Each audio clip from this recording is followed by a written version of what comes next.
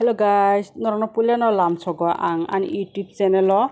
norok bahai tongbai asa khlaio norok kaham no tongbanya ang tini nong ni bagoi ketal kok thaibai swnamui tubui phaiuka Kokborok to English speaking lesson 3 ke hindi nailagena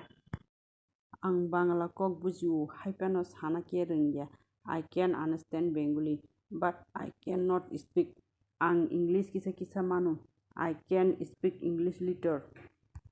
ang English hanai I will speak English obo boro call sogukya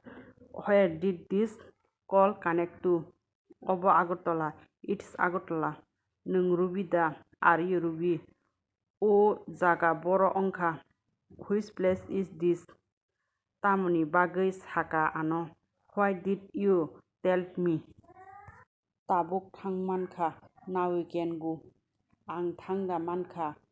can I go now boro thangnai where are you going at ang tamo khainai what will I do ang tamo khaimannai what can I do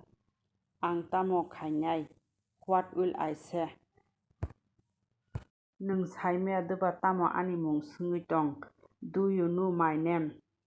why are you asking me tini tambar what is today's day ang pasta o firok nai I will be back at 5 p.m. ang bazaro thang tongo I am going to market tonidi keep it kai besuk how many Olof Heidi come back later